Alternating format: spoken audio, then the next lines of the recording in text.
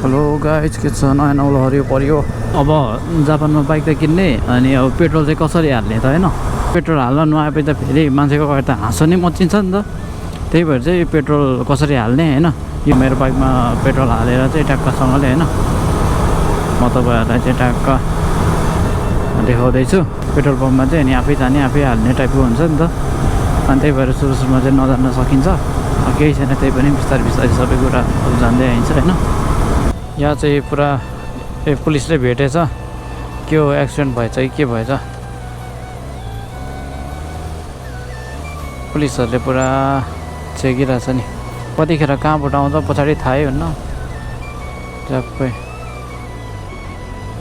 पुलिसको गाडी चाहिँ यस्तै हुन्छ है गाइजहरू। यो चाहिँ भ्यान रहेछ, अरू त्यो सानो कारहरू पनि हुन्छ, बाइकहरू पनि हुन्छ। अलिकति बढी स्कुटरहरूमा पनि प्रायः होइन पुलिसहरू हिँडिरहेको हुन्छ। स्कुटर साइकलमा नि हिँड्दो रहेछ हिँड्नु चाहिँ। पहिला चाहिँ मेरो यो बाइकभन्दा अगाडि चाहिँ स्कुटर थियो 50 सीसीको मोपेड होइन। अनि सुरुमा चाहिँ मलाई पनि अलिक कस्तो आउँदैन थियो क्या पेट्रोल हाल्ने। अनि बिस्तारै बिस्तारै अनि आउँदै गए पछाडि चाहिँ बिस्तारै बिस्तारै अनि चाहिँ मलाई समस्या चाहिँ आएन भनौँ न। के आयो, दमकलकै एम्बुलेन्स आयो। एम्बुलेन्स आएछ।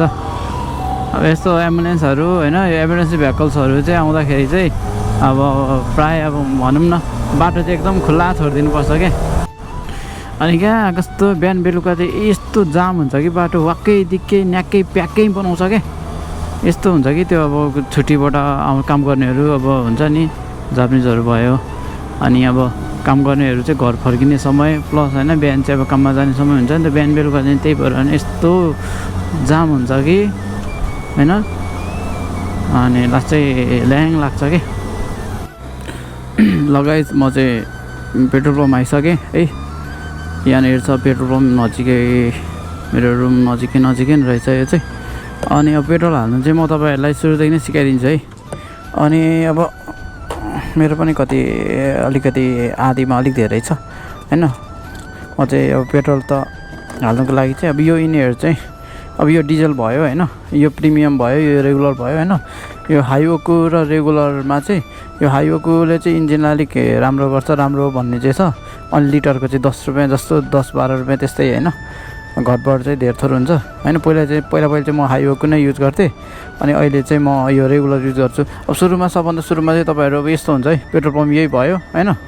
ट्याक्क अब पैसा चाहिँ मान्छेहरू हुँदैन क्या खासै। अनि अब मान्छेहरू बोलाउनु पऱ्यो अरू भने चाहिँ होइन, यहाँनिर अब बटनहरू हुन्छ होइन, त्यहाँबाट उ गरेर बोलाउनु मिल्छ।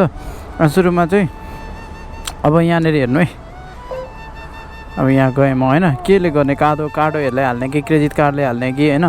जस्तै पेबाट डिबाराहरू एयुपीहरूबाट पनि मिल्छ अनि आइसी कार्ड हो कौचुकेहरूबाट पनि मिल्ने रहेछ। अनि म चाहिँ यो ग्याङ्किन होइन, म चाहिँ नगदबाटै हाल्छु होइन। अनि नगदमा हाल्छु। अनि बारकोडहरू के भन्छ पोइन्ट कार्डहरू छ कि छैन भनेर भनिरहेछ।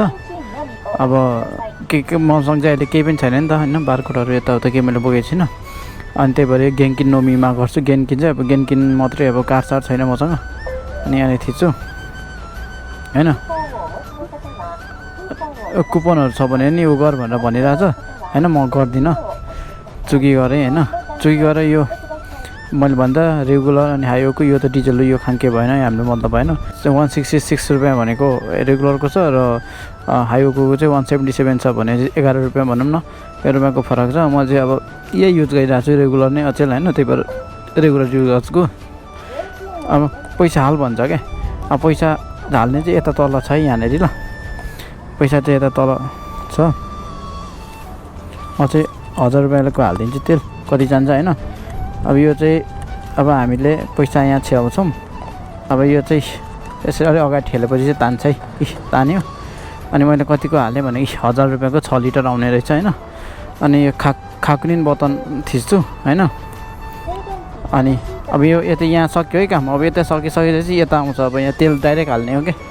म चाहिँ रेगुलर हो हाइवेको होइन, रेगुलर हाल्छु होइन। अनि रेगुलर चाहिँ मैले आयो होइन। लगभग मेरो चाहिँ फुल हुन आँट्यो 700 730 को हालेँ ल मैले फुल भयो यतिले अब यो यसो गरेपछि ट्याक्क होइन कतिको हाल्यो ऊ हुन्छ मैले फुल हालेँ अनि अब मैले फिर्ता पैसा त लिनु पऱ्यो नि त अनि अब पैसा फिर्ता लिनको लागि चाहिँ अब यस्तरी रेसी दिन्छ क्या अनि कुनै कुनैमा चाहिँ यत्तिकै फिर्ता दिनुहुन्छ यहाँ चाहिँ अब रेसी छ अब यो रेसी 270 रुपियाँ मैले फिर्ता पाउनु पर्ने हो नि त यहाँ छोडेर फेरि अर्को ठाउँ जानुपर्छ क्या यहाँ ओचुरी भन्ने ठाउँमा यो ओचुरी भएकोमा अनि यो स्क्यान गर्नुपर्छ यो बारकोड चाहिँ अनि यो हालेपछि चाहिँ अनि आफै स्क्यान गरेर दिन्छ है यो रेसी त यो मितरी भएकोमा चाहिँ यो लाउने अनि यो बारकोड हुन्छ नि यो बारकोड स्क्यान गरेर अनि फिर्ता दिन्छ क्या पैसा यसरी ट्याक्क हाल्ने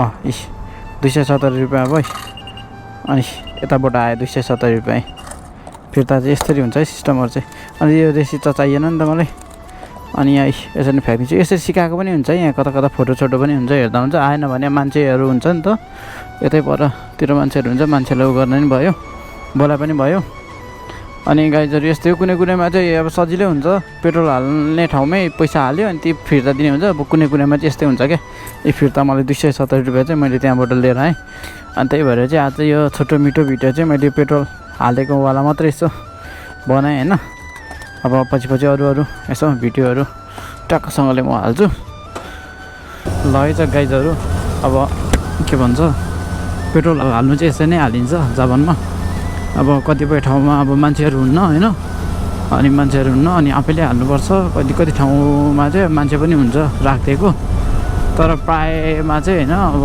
त्यस्तो धेरै मान्छे हुँदैन के गर्दा त्यहाँ आफूलाई केही अप्ठ्यारो पऱ्यो केही समस्या पऱ्यो भने चाहिँ फोन गर्ने हुन्छ तिनीहरू होइन तिनीहरू अनि यसो इमर्जेन्सी बटन थिच्यो भने चाहिँ फोन जान्छ अनि के भएको हो होइन अनि फोनमै भनेर अनि उनीहरूले अब भनिदिन्छ अनि आउँछ मान्छे त्यस्तो हुन्छ होइन गाइजहरू यस्तै हो अब होइन ल त गाइजहरू फेरि पनि अर्को भिडियोमा भेटौँ है त है बाई बाई सबैजनालाई बाई बाई